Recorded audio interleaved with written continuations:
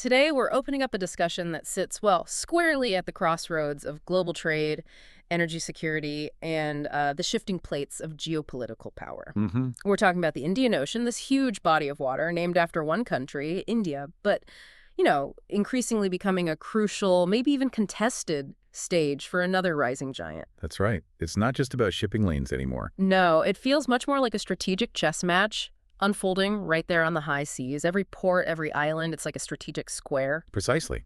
And if you were to say, pull up a live global shipping map right now, like on your phone, and zoom in on the Indian Ocean, Yeah. the vital arteries of global commerce, they just jump right out at you. These are the critical passages, often called choke points, that really fuel the world economy. Choke points, right. Without them, trade between Europe, the Middle East, Africa, Asia, it would pretty much grind to a halt. It's a level of dependency that, frankly, underscores the immense strategic value of this region. So, our conversation today, it's really built around some insightful observations we've gathered, particularly from a Bloomberg Originals video and other materials we've looked at.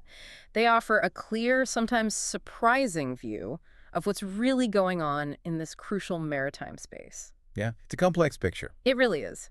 So, let's unpack this a bit. What makes the Indian Ocean so utterly non-negotiable, especially when you look at it from India's perspective? Well, for India, the Indian Ocean isn't just, important. It's deeply, fundamentally integral to its worldview, its economic survival, everything. Integral how? Think of India's economy like a vast engine. The Indian Ocean, it's almost exclusively its fuel line and its exhaust pipe. It carries something like 95% of its international trade. 95%. That's staggering. It is. And 80% of its energy supplies come via the ocean, too. Wow. Now, what's really fascinating, strategically speaking, is that 4 of the world's 6 most vital maritime choke points, Okay. those narrow bottlenecks controlling global commerce, 4 of them are right here, concentrated in the Indian Ocean. 4 out of 6. Exactly. That's not just a statistic. It's like holding the world's economic breath. It gives immense leverage to anyone who can assert influence there. And it's not just the trade volume or these critical choke points. Our sources also highlighted that something like 40% of the world's offshore petroleum reserves are found right there. Right there in the Indian Ocean. That's a massive energy supply, isn't it? It absolutely is. And think about this. Nearly half of all the oil products moving through these choke points end up going to 2 specific giants, India and China. Both heavily reliant. Extremely. Yeah. When Beijing, for example, thinks about its energy security getting oil from the Middle East, from Africa, nearly all of that critical supply has to squeeze through one single narrow passage. The Strait of Malacca. Strait of Malacca, exactly. Now, just imagine the implications. If you block any of these routes, even briefly, Chaos. it would have a huge, potentially devastating impact on global trade. It could easily become a flashpoint for conflict. And this raises a really, really important question. What happens when 2 huge, growing economies like India and China share such an extreme dependency on the very same critical maritime routes? It's almost a recipe for strategic tension, isn't it? It certainly seems that way. And this is where I think the plot really thickens. Because while the Indian Ocean is obviously vital for India, it's equally profoundly important to the other giant we mentioned, China. And we've seen reports, evidence of China pouring billions, not millions, billions, into ports, infrastructure, and a rapidly growing naval presence across the region. Yeah. And this push, well, it's understandably set off some major alarm bells in India. Now, it's important to say China's actions here, technically, they're not violating international rules. They're not directly infringing on India's sort of existing interests, legally speaking. Okay. But what they do demand is a pretty big shift in mentality, especially for countries that might have historically seen the Indian Ocean as maybe their exclusive backyard. A change in thinking. Definitely. China seems to have been preparing for this expansion of influence for a while now, as a core part of its huge global Belt and Road Initiative. Right. The BRI. We hear a lot about that. It's their massive infrastructure and investment plan connecting countries across continents, designed to boost trade, yes, but also undeniably to exert significant influence. It's asserting power, backed by serious cash. And you can actually see this influence on the ground, can't you, in places like Mauritius, for example. Oh, absolutely. Our sources pointed to Chinese-funded projects seemingly everywhere. The airport, a dam, the national broadcast headquarters, even things like surveillance cameras from Huawei. These are presented as economic projects, development aid. And of course, many host countries welcome this investment. They need it. Sure. But what's equally significant is that alongside its, well-documented military buildup in the South China Sea, China is simultaneously stretching its reach right into the Indian Ocean. Well, Chinese warships have been deployed on anti-piracy missions, which sounds benign, but also establishes presence. Billions have been channeled into, get this, 46 commercial ports across the region. 46. 46. And a striking 36 of those ports are capable of hosting naval vessels. Dual-use potential right there. Okay, that's significant. And then there's its first overseas military base, built in Djibouti, right on Africa's east coast, guarding the entrance to the Red Sea. Plus, it's expanding its naval footprint in Cambodia. So projecting power from both sides of the Indian Ocean, effectively. That seems to be the goal. Yeah. And just the sheer speed at which China is building ships, aircraft, missiles, it points to a dramatic, sustained expansion of its military power. It's tangibly shifting the balance. And this rapid expansion, you can imagine it's a growing, very real concern for Indian policymakers. Understandably so. They see the Indian Ocean as much more than just a trade route. It's tied up with national identity, their economic lifeline, their ambitions to be a major global player. So the idea that an external power, and let's be frank, increasingly that means Beijing could potentially hinder or even shut down these vital routes, that's a fundamental threat, isn't it? It's perceived as an existential threat to India's national security and its global aspirations. And to really get why India reacts so strongly, you have to remember the history between India and China. Right. There's a deep background there. Deep background, ties going back millennia, sure, even a brief Hindi-Chini bye-bye friendship phase in the 50s. But then they fought that border war in 1962. Short, sharp, but it left scars.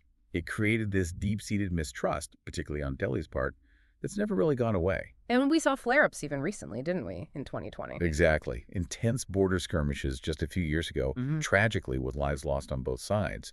That underscores the ongoing tension. So if that historical dispute was mainly land-based, Himalayan borders, and so on, now it feels like both countries are extending that same competitive thinking, that rivalry, out into the maritime domain, a new front for an old tension. Precisely. And as a direct result, you see India flexing its own military muscles, expanding its strategic footprint quite rapidly. Like what? Well, on the Agalega Islands, which are governed by Mauritius, India has just built a new airstrip.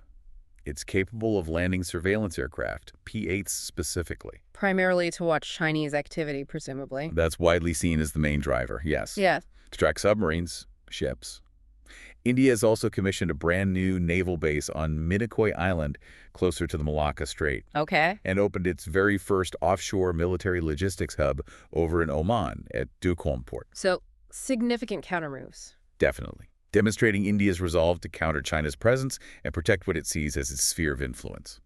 Okay, so we have India reacting, China pushing. Where does the United States fit into this increasingly crowded, competitive picture? The U.S. has traditionally been a major player in maritime security. A huge player. But our sources seem to indicate a shift, maybe some uncertainty there. That's a really critical piece of this puzzle. President Trump's America First policy. Well, as our materials highlighted, it cast quite a bit of uncertainty on the U.S.'s long-term commitment to regions like this. How did that play out? Well, the analysis suggested that U.S. cuts to things like foreign assistance were, in effect, a kind of strategic gift to China. A gift? How so? Because they created gaps. Programs supporting democracy, civil society, health, education, transparent economic development. When the U.S. pulled back funding, it opened doors for China to step in and fill that vacuum with its own investment, its own influence model. I see. So even though the U.S. still has this vast network of military bases globally, what was it, 750 bases in 80 countries? Something like that, yeah. An unparalleled global footprint. But the policy under Trump suggested scaling back on some global defense commitments. What are the practical implications of that, especially in a vital zone like the Indian Ocean? It definitely puts more pressure on key American assets. Think about the U.S. base on Diego Garcia. Right. That's been controversial but strategically vital. Incredibly vital. It's a small island, technically claimed by Mauritius, but it's been a cornerstone for U.S. and U.K. military power projections since the 70s. Crucially, it's the only place, apart from Guam, where the U.S. stations long-range bombers in the entire Indo-Pacific. That's a major capability. Huge. And it's precisely the kind of strategic location where countries like India would be extremely worried about China gaining any kind of access or foothold. So the concern is if the U.S. does genuinely downsize its role. If it does, the inevitable result will be much more intense jockeying for position between the regional powers, mainly India and China. The stabilizing influence, perceived or real, of the U.S. diminishes. And the potential for friction increases. Exactly. It could potentially lead to more conflict as that strategic balance becomes more precarious. And this shifting landscape, it's not just abstract strategy, it's being felt very directly on the ground, isn't it? In places like Mauritius, which seems to be right in the middle of this tug-of-war.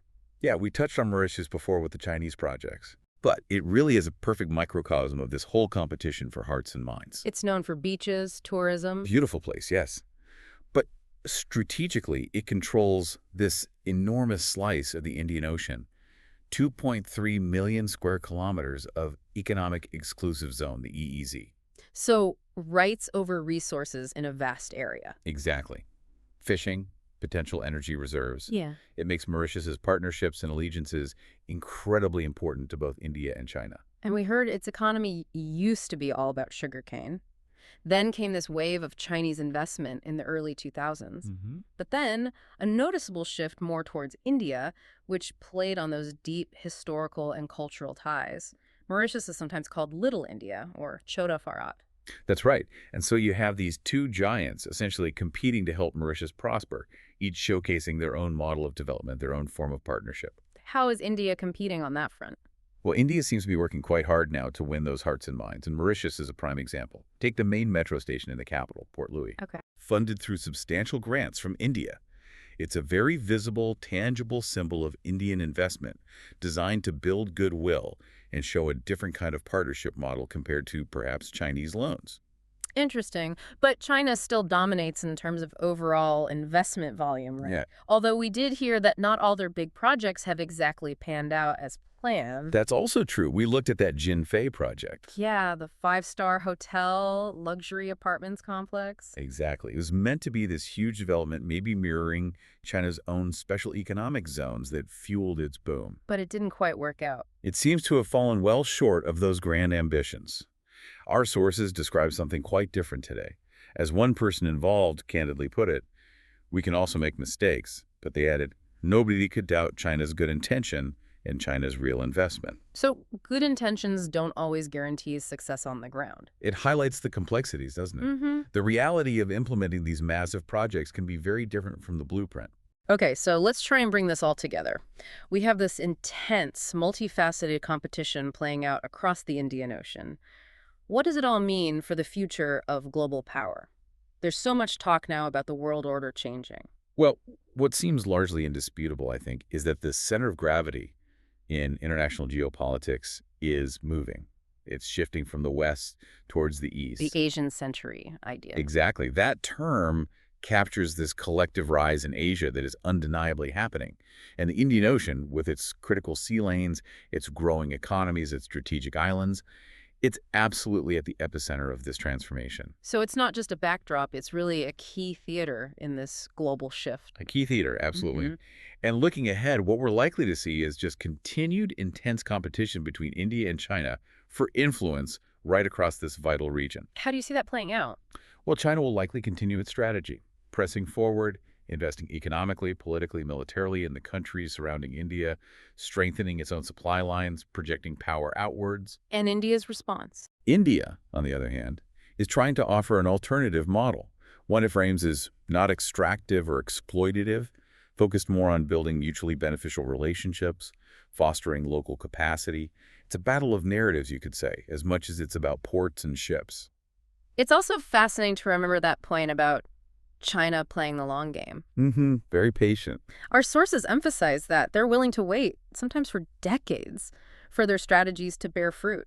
And that patience, that long-term view, makes the whole picture incredibly complex. It's really not a clear-cut situation right now where you can say, okay, this side is winning, this side is losing. Too much flux. Exactly. The dynamics are constantly shifting. They're influenced by global economics, internal politics in all these countries, unforeseen events. But the stakes, they couldn't be higher for global trade, energy security, and ultimately for the balance of power in this century. So, this ongoing and seemingly escalating competition in the Indian Ocean really highlights a fundamental question for all of us watching this unfold.